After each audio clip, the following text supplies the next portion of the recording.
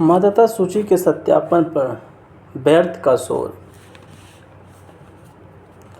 बिहार के आगामी विधानसभा चुनाव से पहले चुनाव आयोग ने राज्य की मतदाता सूची के सत्यापन पुनरीक्षण का जो पहल शुरू कर कांग्रेस, राजद समेत अनेक दलों के आसमान फिर सिर पर उठा लिया है। इन दलों ने यह बताने की कोशिश की है चुनाव आयोग कोई अनुचित, अनावश्यक और असंवैधानिक काम कर रहा है। उन्होंने चुनाव आयोग के साथ मोदी सरकार पर भी तमाम आरोप लगाए।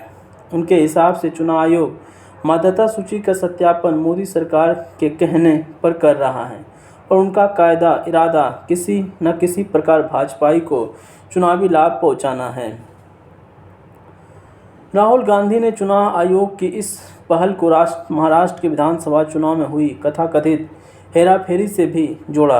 वह बार बार यह घिसा पिटा आरोप दोहरा रहे हैं कि महाराष्ट्र में चुनाव आयोग ने भाजपा को लाभ पहुंचाने के लिए धांधली करवाई। इन आरोप का चुनाव आयोग ने विस्तार से जवाब दिया, लेकिन राहुल गांधी और उनके साथ कई विपक्षी नेता सच का सामना करने के लिए तैयार नहीं दिख रही हैं। साफ है कि उनके साथ कांग्रेस यह समझने का तैयार नहीं कि उसकी राजनीतिक जमीन कमज़ोर हो रही है और उनके लिए कोई चुनाव आयोग पर दोष मढ़कर कुछ हासिल नहीं कर सकते।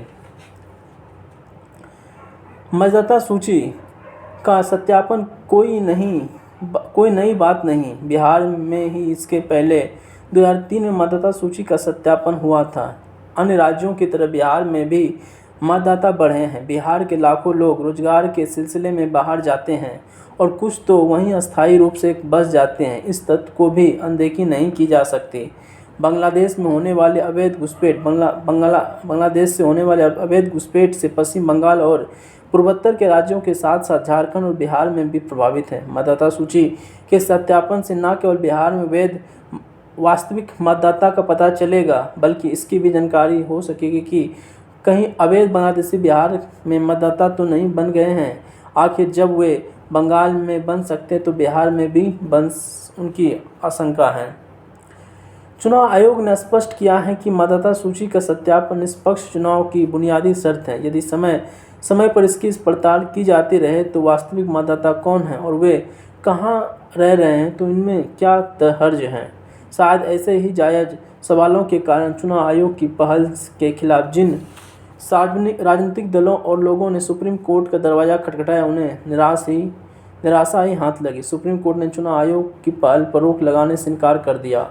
इतना अवश्य रहा कि उसे चुनाव आयोग को मतदाताओं को सत्यापन के लिए आधार, राशन कार्ड, वोटर आईडी को भी इस्तेमाल करने की सुझाव दिया। यह ठीक है कि चुनाव आयोग सुप्रीम कोर्ट के सुझाव पर अमल करने को तैयार है। सुप्रीम कोर्ट ने यह भी स्पष्ट किया कि चुनाव आयोग का काम नागरिकता तय करना नहीं है। हालांकि चुनाव आयोग का इस संदर्भ में यह कहना था कि हर मतदाता को भारतीय नागरिक होना चाहिए, लेकिन सुप्रीम कोर्ट ने साफ कह दिया कि नागरिकता तय करने का काम गृह मंत्रालय का है। कुल मिलाकर सुप्रीम कोर्ट का फैसला सही है। यह फैसला चुनाव आयोग की अनावश्यक आलोचना करने वालों की आईना दिखाने वाला है। उनसे व्यर्थ की राजनीति करने वालों को सबक सीखने का ही काम किया है। चुनाव प्रक्रिया और चुनाव आयोग पर सवाल पहले भी उठ जाते हैं। हाल के समय में सबसे ज़्यादा सवाल ईवीएम पर उठे हैं। सवाल उठाने वाले दलों ने कांग्रेस आगे हैं, जबकि उसके समय में ही ईवीएम पर अमल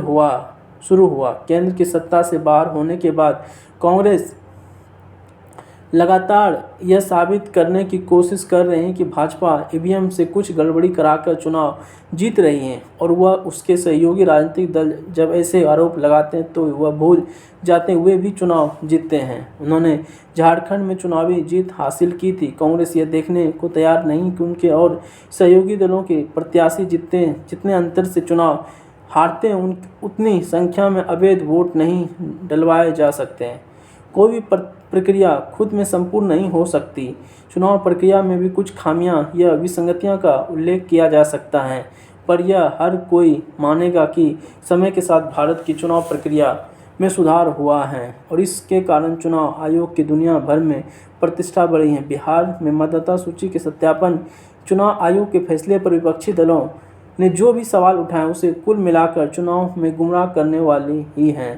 कांग्रेस और अन्य दलों ने मतदाता सूची के सत्यापन के लिए चुनाव आयोग पर जो तमाम आरोप लगाए उनसे यही अधिक साफ होता है कि पुरानी मतदाता सूचियों के सहारा चुनाव करवाना चाह रहे हैं और यह मानकर चल रहे हैं कि मतदाता सूची के सत्यापन से कुछ ऐसे लोगों का नाम वोटर लिस्ट से कट सकते हैं जो अब मतदाता नहीं हैं।